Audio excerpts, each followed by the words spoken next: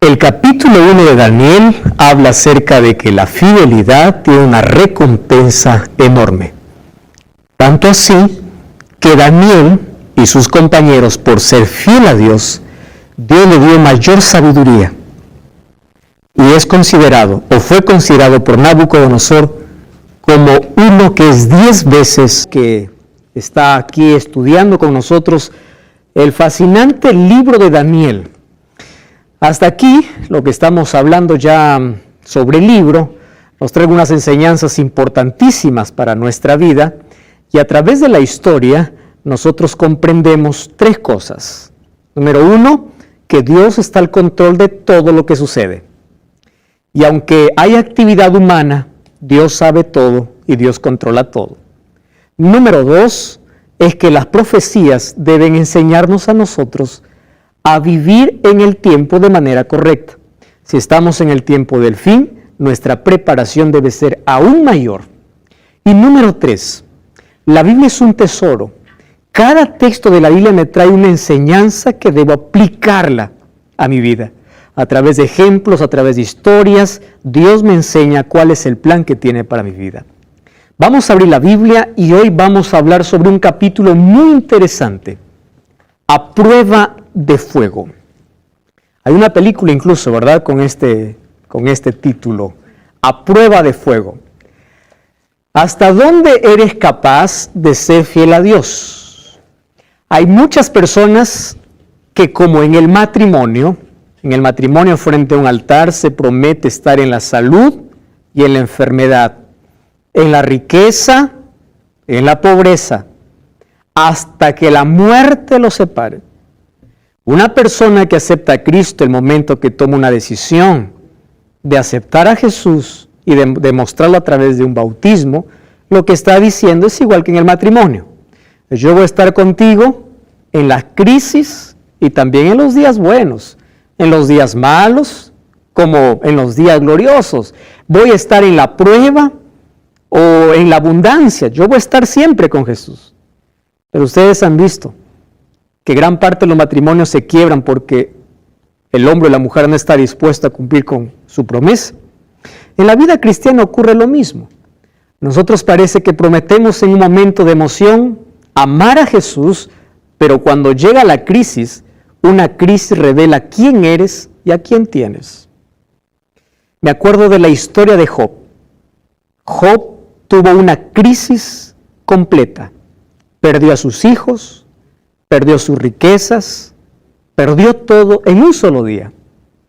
Pero no solamente fue Job, también fue su esposa. Solo que, aunque los dos pasaron la misma crisis, uno dio gloria a Dios y la otra maldijo a Dios. Los dos sufrieron igual. Los dos pasaron por los mismos problemas. Pero uno reveló a quién tenía en el corazón. Y la otra también. Entonces, en las pruebas, en las dificultades, ¿seguimos amando a Dios? ¿Seguimos declarando de que Él es nuestro Dios? Conozco tantos cristianos que ante el mínimo detalle de la vida se alejan de Dios. Dicen, yo me alejo de Dios, me alejo de la iglesia, por culpa del líder, por culpa... Hoy vamos a ver una historia de una persona que llegó al límite de probar su fe aun cuando le amenazó del rey. Ustedes imaginan al hombre más poderoso del mundo diciendo esto. Ese es el Dios. En otras palabras, ¿qué está diciendo? Yo ya quiero dejar mi idolatría porque su Dios es superior. ¿Cómo coloca al Dios de Daniel? Como el Dios soberano. ¿Cómo coloca a sus otros dioses? Como tan insignificantes. Tu Dios es el Dios de dioses. Es decir, aquí yo encuentro a un Nabucodonosor que reconoce a Dios. Y yo probablemente me atrevo a decir, wow, es un Nabucodonosor ya cristiano, ¿verdad? Ya aceptó a Jesús, ya aceptó a Dios. Entonces, amén, aleluya. Espera un momento. La historia no termina allí. Después de ensalzar al Dios de Daniel, ¿sabes cuántos años pasan? 20 o 25 años hay entre el capítulo 2 y el capítulo 3 de Daniel. Y mira cómo comienza el capítulo 3 de Daniel. Versículo 1. Dice así: el rey Nabucodonosor hizo una estatua. ¿Qué cosa soñó Nabucodonosor en el capítulo 2? Una estatua. ¿Qué cosa hace Nabucodonosor en el capítulo 3? Una estatua. ¿Cuál es la diferencia entre la estatua del capítulo 2 y el capítulo 3? Dice, esta estatua era ¿de qué? De oro. Era una estatua de oro cuya altura era de 60 codos y de anchura 6 codos. Aquí se repite 66 por el sistema sexagesimal que tenían los babilonios. ¿Dónde lo levantó? En el campo de Dura, en la provincia de Babilonia, probablemente exactamente donde fue construida la Torre de Babel. Y ordenó el rey Nabucodonosor que se reunieran los sátrapas, magistrados, capitanes, oidores, tesoreros, consejeros, jueces, gobernadores de todas las provincias que vinieran a la dedicación de la estatua que el rey Nabucodonosor había levantado. Se reunieron todos los llamados, versículo 4, y el pregonero anunciaba en alta voz: ordeno a vosotros, pueblos, naciones y lenguas, que cuando escuchen la bocina, la flauta, el cítara, el arpa, el salterio, la zampoña y todo instrumento, os postréis y adoréis a la estatua que Nabucodonosor ha levantado. Versículo 6. Y cualquiera que no se postre y adore, ¿qué cosa dice? Sea echado inmediatamente a un horno de fuego ardiendo. Los hornos eran muy comunes en la antigua Mesopotamia porque hacían mucho ladrillo, hornos había en todo lado. Nabucodonosor levanta una estatua en un valle plano, en un campo, donde se pueda divisar hasta lo más lejano, hasta todas las provincias y ciudades cercanas puedan ver aquella imagen que levanta. Ahora, viene una pregunta. ¿Cuál es la diferencia de la estatua del capítulo 2 y el capítulo 3? ¿Recuerdan ustedes? ¿Alguien quiere decir cuál es la diferencia entre las dos estatuas? ¿Recuerdan que la estatua del capítulo 2, cuántos metales tenía? 4 metales. Cabeza de oro, pecho de plata, vientre de bronce, piernas de hierro y pies de hierro mezclado con barro. ¿Y cómo es la estatua que levanta hoy Nabucodonosor? ¿Qué cosa dice? Él hace que toda la estatua sea de oro. Aquí viene la razón del asunto y por qué viene esta prueba ahora para los amigos de Daniel. Nabucodonosor en el capítulo 2 había comprendido que su reino pasaría. Ahora Nabucodonosor dice: ¿y si yo hago que mi reino sea para siempre? Yo no puedo cambiar mi sueño, pero puedo cambiar la imagen. Daniel me dijo que solo la cabeza era de oro, pero yo no quiero que la cabeza sea de oro. Yo quiero que de la cabeza a los pies sea de oro. ¿Qué estaba diciendo Nabucodonosor? Yo quiero que mi imperio nunca se acabe. En otras palabras, Nabucodonosor está yendo en contra de los planes de Dios, en contra de la profecía, en contra de una advertencia, en contra de la omnisciencia de Dios. Ahora les pregunto, ¿acaso nosotros no nos parecemos a veces a Nabucodonosor cuando queremos contradecir a Dios de algo que Él ha dicho? La Biblia dice una cosa, pero yo puedo hacer otra. Porque eso me conviene, o es más, porque eso quiero. Nabucodonosor quería que su reino nunca termine. Es por eso dijo: si yo soñé una estatua con cabeza de oro, yo voy a hacer una estatua de oro puro. Mi imperio no debe tener un final. Y yo voy a demostrar a Daniel y voy a demostrar a todo el mundo que Babilonia va a ser un imperio que va a durar para siempre. Rebeldía completa. Orgullo. Yo quiero. Yo voy a hacer cuando el ser humano se olvida que es frágil, cuando el ser humano se olvida que es apenas un ave de paso, o es como la hierba que se marchita, como menciona la Biblia, o como la neblina que desaparece. Entonces allí él desafía y hace una estatua tan enorme, un codo más o menos mide entre 45 a 50 centímetros. Entonces la medida de la estatua era más o menos de 30 metros por 3 metros de ancho. 30 metros de altura. Tamaño de su arrogancia, tamaño de su orgullo. Y él manda a traer a todos para que adoren esa estatua. Algunos dicen que la estatua que él mandó construir era la figura misma de Nabucodonosor. Es decir, él está reclamando adoración para él a través de ¿qué? A través de una imagen. Ojo con lo que estoy diciendo. Alguien siendo adorado mediante una imagen. Entonces él manda a todos, versículo 2, dice, manda un pregonero, todos los convidados, todas las autoridades, cuando escuchen, miren aquí la influencia de la música. La música tiene un poder importante en la mente de todo ser humano. No cambia el ambiente cuando escuchamos música. La música tiene poder de que la letra puede entrar más fácil al cerebro. Qué bonito sería si a toda la Biblia lo hacemos música. Así la Biblia lo aprenderíamos de memoria. ¿Verdad? Ahora, la música aquí es usada para adoración. Ojo con esto. La música puede ser usada para adorar a Dios o para adorarte a ti mismo o adorar al otro poder, que es el poder del mal. Dice, ustedes escuchan esa música y todos tienen que arrodillarse.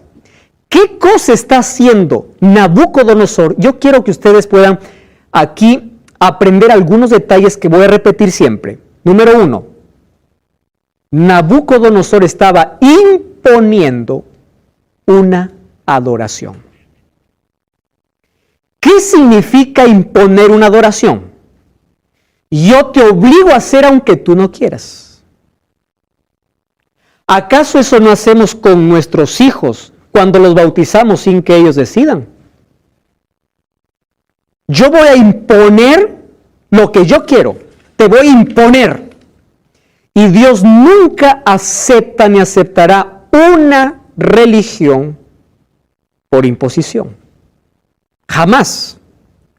Porque el hecho de aceptar a Cristo no tiene que ver, o Dios no quiere que sea por imposición, sino sea de manera voluntaria y por amor.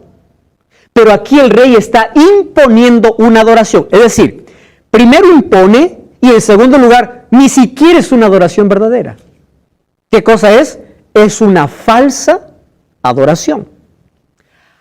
Ahora, yo les comenté desde un comienzo de que las historias que se escribieron en Daniel, algunas de ellas se repetirán en el tiempo final. No de la misma manera, pero sí tomando los mismos principios. ¿Qué significa eso? Las historias dicen la forma en que sucedieron los eventos y las profecías muestran la forma en que sucederán. Fíjense aquí. Abran la Biblia en Apocalipsis capítulo 13. Apocalipsis. Daniel 3 ya es un hecho histórico. Apocalipsis 13 es una profecía que aún no se cumple. Apocalipsis capítulo 13, versículo 15 hasta el versículo 17. ¿Alguien quiere leer? Puede tomar el micrófono y puede ayudarme a leer, por favor. Apocalipsis, Nicolás. Bien, Apocalipsis 13 del 15 al 17. Exacto. Y se le permitió infundir aliento a la imagen de la bestia, para que la imagen hablase e hiciese matar a todo aquel que no la adorase. Y hacía que a todos, pequeños y grandes, ricos y pobres, libres y esclavos, se les pusiese una marca en la mano derecha o en la frente, y que ninguno pudiese comprar ni vender, sino el que tuviese la marca o el nombre de la bestia o el número de su nombre. Gracias, Nicolás. ¿De qué está hablando Daniel capítulo 3? De un rey que impone, ¿qué cosa? Una falsa adoración. Cuando se habla de bestia en la Biblia, ¿de qué estamos hablando? De un poder. En el tiempo final, yo no me voy a adelantar al evento, en los próximos capítulos vamos a ver de quién se trata ese poder. Habrá un poder religioso en la tierra que imponga una marca y que les obligase a todos a adorar, ¿a qué cosa dice? A la imagen. ¿Recuerdan que Nabucodonosor qué cosa hizo? Una imagen. Es decir, la historia se va a repetir.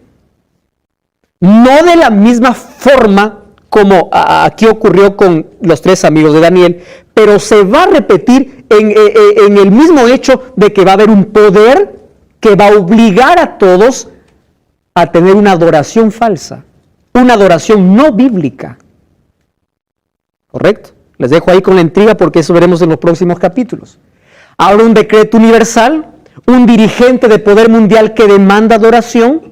Y el asunto básico gira alrededor de ¿qué? De la obediencia. Porque allí los que estaban obligados. Es más, no solo obligados, estaban sentenciados. Si tú no adoras, ¿qué cosa hace? Mueres. Entonces, ahí sí la obediencia es más complicada. Sí. Le llamaban falsa adoración porque el rey, la imagen a adorar era falsa y porque la adoración era impuesta. La adoración era impuesta. Por las dos cosas. Y la adoración no era a Dios, era a una estatua que representaba a Nabucodonosor. No estaba dirigida la adoración a Dios, sino a una imagen. Y la única adoración a quien se debe dar es a quién? A Dios. Es una falsa adoración impuesta. En Apocalipsis vamos a encontrar de que también hay un poder que va a levantar una falsa adoración. ¿Por qué? Porque Dios te dice cómo debes adorar y en qué día debes adorar. Pero habrá un poder que diga, no, ustedes van a adorar este día, el día que yo quiero. Eso lo vamos a ver en los próximos capítulos. Muy bien. Ahora miren lo que ocurre. Versículo 8. Daniel capítulo 3, versículo 8. Me encanta este capítulo, versículo 8. Dice así. En aquel tiempo, en aquel tiempo, algunos de los hombres caldeos vinieron y acusaron maliciosamente a los judíos. Hablaron y dijeron al rey Nabucodonosor, rey, para siempre vive. Rey, tú has dado una orden, has dado una ley, has impuesto una ley, que todo el que está aquí se postre ante tu imagen. Versículo 12. Hay unos hombres judíos, aquí hombres judíos, de los cuales tú les pusiste, es más, son tus hombres de confianza, ten cuidado, aquellos que dices que son de tu confianza, que son Sadrach, Mesach y Abednego, estos no te han respetado, no adoran tus dioses, ni adoran la estatua que has levantado. ¿De qué están acusando aquí a los 3 amigos de Daniel? De 2 cosas. Que no adoran los dioses de Nabucodonosor. ¿Y qué más no adoran? La estatua que la ha levantado. Genial. La pregunta es, ¿por qué no obedecieron? Una persona me escribió hace un par de meses, diciéndome sobre este asunto, pastor, ¿hasta qué punto tenemos que obedecer a las autoridades? Y me sacó este texto. ¿Acaso la Biblia no dice en Romanos 13, sométase toda persona a las autoridades superior, porque no hay autoridad sino de parte de Dios y las que hay por Dios? Entonces, dice, pastor, si el presidente me dice, la Biblia me dice que le obedezca, entonces yo voy a hacer lo que el presidente diga. Porque incluso sacan un texto bíblico, ¿verdad? La Biblia dice, sométete a toda autoridad. Ahora, vamos a analizar el texto. Me encanta este análisis. ¿Qué dice? Sométase a toda persona a la autoridad, ¿qué cosa? Superior. Ahora les pregunto, ¿quién es más superior que cualquier autoridad? Dios. ¿Hay que respetar a las autoridades? Sí. Pero cuando las autoridades se colocan por encima de los principios de Dios, yo respeto a la autoridad mayor. ¿Quién es la autoridad mayor? Dios. Ahora, comprendan este asunto porque es interesante y delicado. ¿Qué leyes tenemos que nosotros obedecer aquí? Claro que hay leyes civiles que hay que obedecer. La Biblia dice que yo solo debo obedecer a Dios, yo no obedecer la ley de tránsito. Es una locura. Sométete a la autoridad. Hay que estar en regla con todo lo que las autoridades nos pidan, porque eso es parte de nuestro ejemplo en esta sociedad. Pero cuando la autoridad me quiere obligar a hacer algo que está en contra de los principios de Dios, le digo, espera un momento. Tú eres autoridad superior, pero si tú quieres hacer que yo haga algo que no está escrito en la Biblia, Dios es más superior que tú. Es por eso que la Biblia también dice, es necesario obedecer a Dios antes que a los hombres. ¿Quién está primero entre las autoridades? Dios. Ahora, pastor, ¿por qué no se arrodillaron? Muy buena pregunta. Vamos a Éxodo capítulo 20.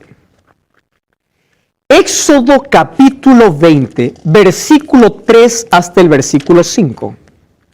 Dice así, Éxodo 23. No tendrás dioses ajenos delante de mí. Versículo 4. No te harás imagen ni ninguna semejanza de lo que esté en el cielo, ni abajo en la tierra, ni en las aguas debajo de la tierra. No te inclinarás a ellas, ni las honrarás. En otras palabras, ni las venerarás. ¿Correcto? Porque yo soy Jehová tu Dios, fuerte, celoso, que visito la maldad de los padres sobre los hijos, hasta la tercera y cuarta generación de los que me aborrecen, y hago misericordia de millares de los que me aman y guardan mis mandamientos. ¿Eso estaba claro para los judíos? ¿Sí o no? Muy claro. Esto formaba parte, ¿qué cosa? De la ley. ¿Quién escribió esta ley? ¿Moisés? Vamos a Éxodo capítulo 31, versículo 18. Éxodo capítulo 31, versículo 18, dice así. Y dio a Moisés, cuando acabó de hablar con él en el monte Sinaí, 2 tablas de testimonio, tablas de piedra, escritas ¿por quién? Por el dedo de Dios. Entonces, en esa ley que Dios escribió, ¿qué cosa decía el mandamiento? No te harás imagen ni escultura, ni te arrodillarás, ni venerarás, ni adorarás, porque yo soy tu Dios. Estamos hablando acerca de este capítulo interesante, del capítulo 3 del libro de Daniel. Ellos no se arrodillaron, estamos hablando de los 3 amigos de Daniel, que no se arrodillaron delante de una estatua, porque la palabra de Dios o la ley de Dios, escrito por el dedo de Dios, ¿qué cosa decía? No te harás imagen. Si vamos a Salmos y vamos a Isaías, vamos a encontrar varios textos que dice, ¿de qué sirve adorar estatuas o imágenes hechas por mano de hombre? Tienen ojos y no ven, tienen pies y no caminan. Claro, no caminan porque hay que cargarlo. Entonces, la idolatría es totalmente desechada de la palabra de Dios. Sin embargo, miren lo que dice el libro de Levítico, capítulo 26, versículo 1. Porque hay algunos que dicen, bueno, pero ¿qué de malo tiene una pinturita por ahí, la imagen de algo? Versículo 1 del capítulo 26 dice, no haréis para vosotros ídolos ni esculturas, ni os levantaréis estatua, ni pondréis en vuestra tierra piedra pintada para inclinarnos a ella. Yo soy Jehová vuestro Dios. Está claro el asunto, muy claro. No te harás imagen. No, pastor, lo que pasa es que yo no adoro una imagen. Yo adoro a un santo. Puede ser que alguien esté pensando eso.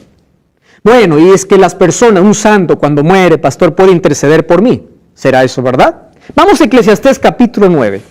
¿Sí? Eclesiastés, Antiguo Testamento, capítulo 9, versículo 5. Miren lo que dice. Los vivos saben que han de morir, pero los muertos nada saben. No tienen recompensa, su memoria cae en el olvido, y miren lo que dice. Perece su amor, su odio, su envidia, nunca más tendrán parte en todo lo que se hace debajo del sol. Ahora les pregunto, ¿un muerto podrá interceder? No. No, pastor, lo que pasa es que cuando uno muere se va al cielo. Vamos a ver 2 de Timoteo. 2 de Timoteo, capítulo 4. Miren lo que dice. Esto es interesante. 2 de Timoteo, capítulo 4, versículo 7 y versículo 8. 2 de Timoteo, capítulo 4, versículo 7. Dice, ¿saben quién está escribiendo aquí? Pablo. He peleado la batalla, he acabado la carrera, he guardado la fe. Por lo demás, me está reservada la corona de justicia, el cual me dará el Señor juez justo. ¿Cuándo? En aquel día. ¿De qué día está hablando Pablo? De la vuelta de Cristo. Y no solo a mí, sino a todos los que aman su venida. ¿Qué está diciendo? Cuando uno muere va a disfrutar de la gloria. Entonces, ¿por qué hay que rezar a Pedro, a Pablo, si ellos también están en su tumba esperando aquel día? Aquel día. ¿Cuál es el problema de adoración a estatuas?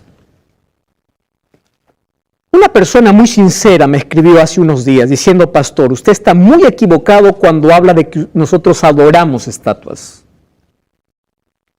Nosotros no adoramos, sino nosotros veneramos.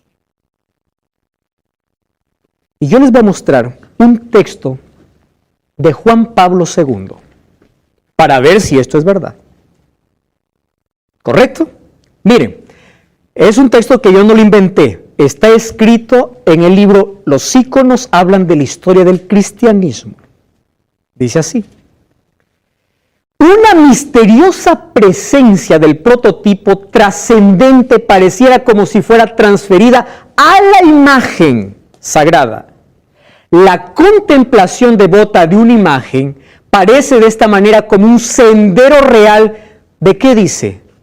De purificación. Esto no es veneración. Esto es adoración. De purificación del alma del creyente. Porque la misma imagen bendecida por un sacerdote puede en cierto sentido ser considerado un canal de gracia divina. ¿Y dónde queda 1 Timoteo que el único canal de gracia divina es Cristo? Jesús dijo, yo soy el camino, la verdad y la vida. Hechos 4:12 dice, en ninguno otro hay salvación. La única gracia divina que yo recibo es de Cristo, no de una imagen. Ahora entienden que esto no se trata de una veneración, sino de adoración. Correcto. Vamos a continuar con la historia. Nabucodonosor, cuando escucha esto, empieza a llamar ¿a quién? A los tres. Y miren, aquí hay algo bueno en Nabucodonosor. Nabucodonosor no es de aquellos que escuchan y dice, ya, de frente voy a actuar. No. Llama y habla, conversa, dialoga y le dice, ¿es verdad, Sadrach, Mesach y Abednego, que vosotros no honráis a mi Dios, ni adoráis la estatua que yo he levantado? ¿Es verdad lo que ustedes están haciendo eso? Muy bien, dice, vamos a llegar a un acuerdo.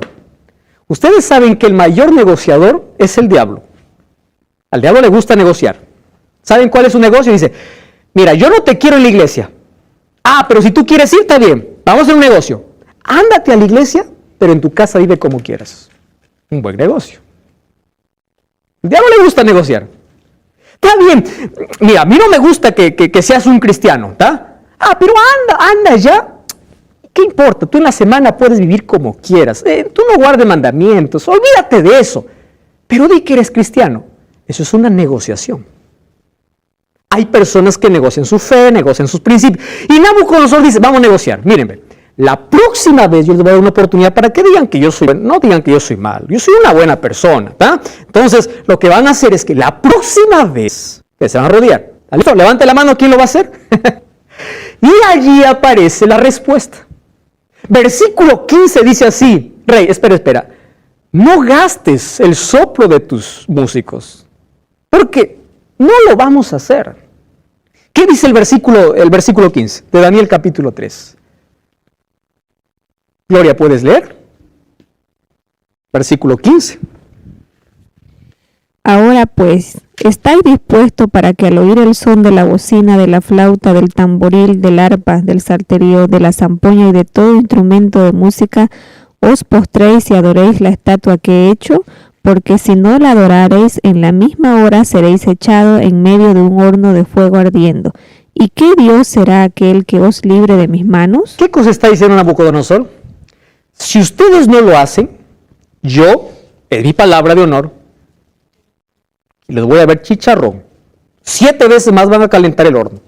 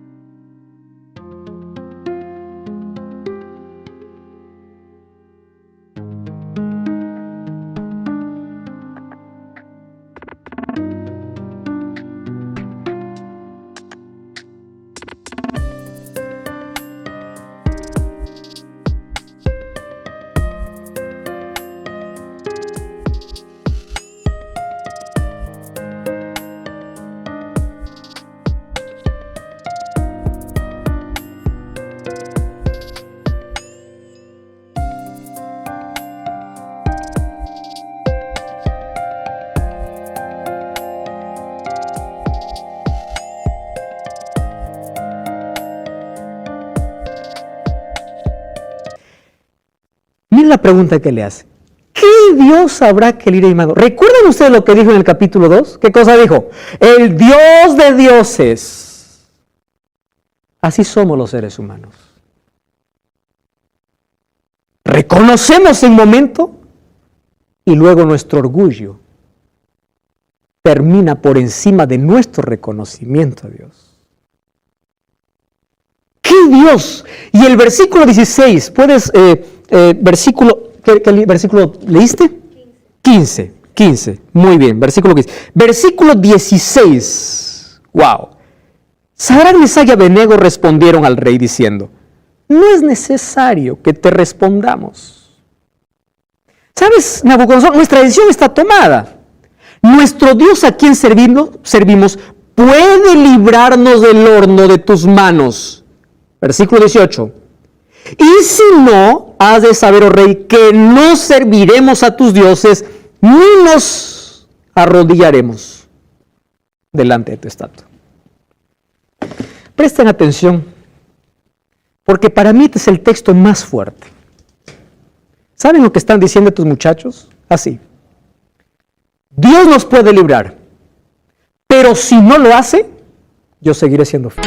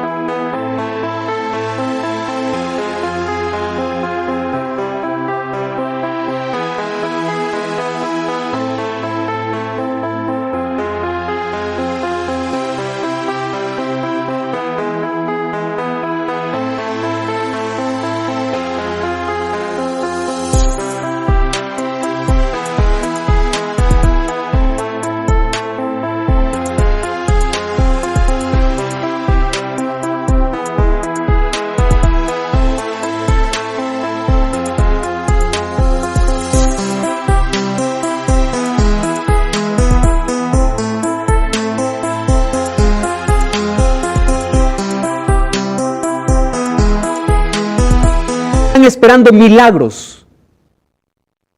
Muchos incluso hasta quieren chantajear a Dios diciendo, si tú no haces este milagro no te sirvo. Muchos abandonan la fe porque su oración no es respondida. Estos jóvenes dijeron, aun si Dios no quiere en su soberanía, nosotros moriremos siendo fieles. Esto es fidelidad. Esto es aceptar la soberanía de Dios. Dios puede hacerlo. Y si no lo hace, yo sigo creyendo en ese Dios. Pastor, ¿por qué hay tanta tragedia? ¿Por qué mi hijo murió? Dios pudo haberlo librado del accidente. Dios pudo haberlo librado. Pero si no lo libró, aún así, sigue siendo fiel a Dios. Pastor, Dios pudo evitar que pueda perder mi trabajo. Lo pudo evitar. Pero si no lo hizo, aún así sigue siendo fiel a Dios. Esto es lo que me enseña aquí los tres amigos de Daniel. Estaban allí. Esto es una decisión que no lo tomaron en ese momento. Ellos en su